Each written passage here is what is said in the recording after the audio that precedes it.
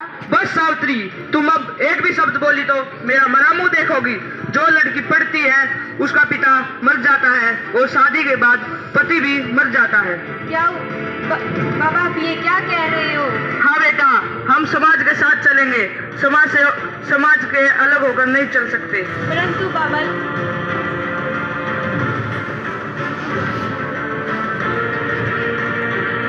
ज्योतिबा फुले के साथ हो चुका था। समाज में वर्ग जोरों पर था। शासक अंग्रेजों से लोहा लेने में लगे हुए थे और दूसरी तरफ ज्योतिराव विचलित थे। वे समाज को लेकर कुछ सोच रहे थे। वे लड़कियों की शिक्षा के लिए कुछ करना चाहते थे, इसलिए वे लड़कियों की शिक्षा की ओर प्रत्येक ध्यान देते थे। उन्होंने अपनी खुद की पत्नी सावित्रीबाई फुले को भी पढ़ाया।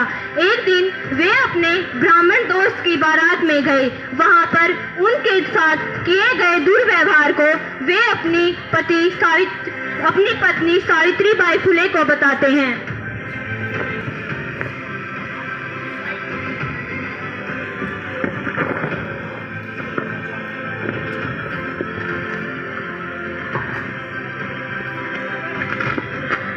ज़्यादा नहीं है। क्या हुआ? आप बहुत गुस्से में लग रहे हो। सावित्री, आज मेरे ब्राह्मण दोस्त की शादी में मुझे बहुत अपमान सहना पड़ा। कह रहे हैं कि 4 किताबें पढ़ने से तुम हम ब्राह्मणों के साथ बैठने लायक हो गए हो। ये मत समझना कि तुम्हारी जाति बदल गई है। तुम हमारी बराबरी नहीं कर सकते। ये हमारे समाज के गलत विचार है। काश हम अपने समाज के विचारों को बदल सकते। हाँ सावित्री, ये एक दिन अवश्य होगा। ज्योतिबा फुले विचलित थे। वे शिक्षा को सामाजिक उद्धार का हथियार बनाना चाहते थे, परंतु उन्हें कोई भी उपाय नहीं सूझ रहा था। फिर तभी एक दिन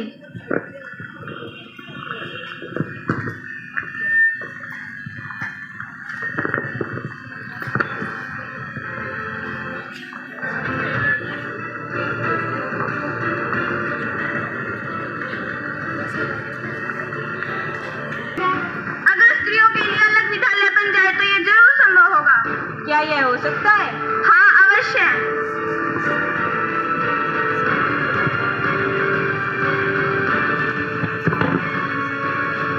यहाँ पर ज्योतिबा फुले अपनी पत्नी सावित्रीबाई फुले को पढ़ाते हुए नए युग की शुरुआत हो चुकी थी।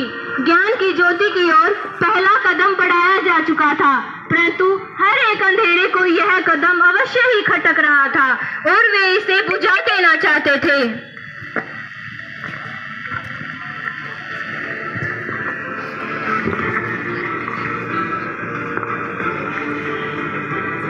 पंडित जी, ये क्या हो रहा है? ये नीची जाति के लोग भी अब हमसे मुकाबला करेंगे। हमें इसका विरोध करना होगा, नहीं तो ये हमारे समान हो जाएंगे। इनको तो रोकना ही होगा। बस्ती में रहने वाले लोग ब्राह्मण बनने चले हैं। ऐसा कभी नहीं हो सकता। मुझे अब ये नीची जाति के लोग हमारे समान होना चाहते हैं। पुरोहित जी, अगर आप कहें तो हम सावित्रीबाई को परेशान करें, जिससे वह अपना कन्या विश्वविद्यालय बंद कर दे। हाँ, तुम सत्य कह रहे हो, ऐसा ही करना। जी पुरोहित जी।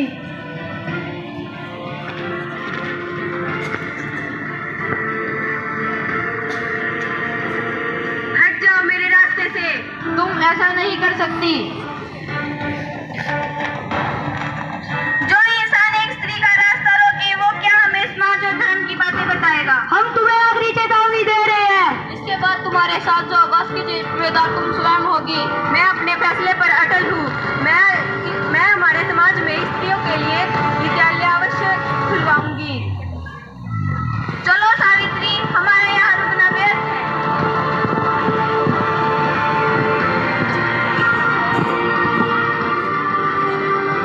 सावित्रीबाई फुले के पति ज्योतिबा फुले के बाबा गोविंदराव फुले ज्ञान की ज्योति की ओर बढ़ते हुए कदमों से विचलित उच्च वर्ग इन्हें रोकने के निरंतर प्रयास कर रहे थे, परंतु सावित्रीबाई वह रुकने वालों में से नहीं थी। वह बच्चियों को शिक्षा दिलाने की बात पर अड़ी हुई थी।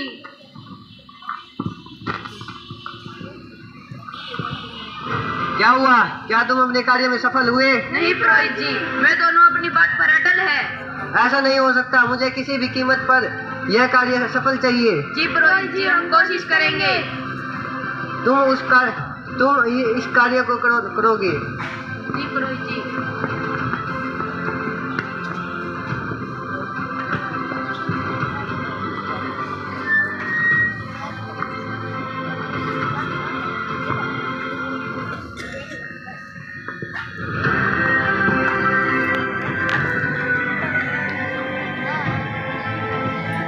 सावित्री, अब हम एक स्कूल और खोल सकते हैं।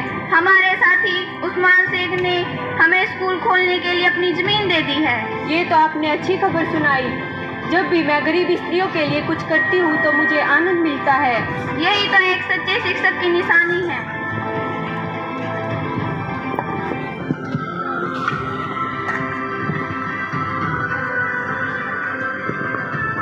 सावित्री और ज्योतिराव, वे दोनों ही लगातार अपने कदम बढ़ाते जा रहे थे। वे इस बस्ती से उस बस्ती जा जाकर बच्चों एवं उनके परिवारों को शिक्षा के लिए जोड़ रहे थे। और तो और अब तो उन्होंने विधवाओं के उद्धार के लिए भी काम करना शुरू कर दिया था। उनके काम से आक्रोशित होकर एक और उच्च वर्ग उन्हें रोकने के निरंतर प्रयास कर रहे थे, परंतु सावित्रीबाई और ज्योतिबा फुले ये दोनों ही रुकने वालों में से नहीं थे। ज्योतिबा फुले ने निर्धन तथा निर्बल वर्ग को न्याय दिलाने के लिए सन 1873 में एक सभा की स्थापना की तथा उनकी समाज सेवा को देखते हुए सन 1888 में मुंबई की एक विशाल सभा में उन्हें महात्मा की उपाधि भी दी गई एवं ज्योतिबा फुले ने ब्राह्मण पुरोहित के बिना ही विवाह संस्कार आरंभ करवाया एवं उसे मुंबई उच्च न्यायालय से मान्यता मिली। ज्योतिबा फुले बाल विवाह के विरोधी भी रहे हैं एवं ज्योतिबा फुले एवं उनके संगठन संघर्ष के कारण सरकार ने एग्रीकल्चर एक्ट भी पास किया। ये थी ज्योतिबा फुले एवं उनकी पत्नी सावित्रीबाई फुले के जीवन पर प्रकाश डालने वाली कुछ बातें। मैं आशा करती हूँ कि आप सभी को यह पसंद आया होगा। हमारी गलतियों की ओर ध्यान न देते हुए आप इन छोटी छोटी बातों को अपने जीवन में अपनाने का प्रयास करें। धन्यवाद।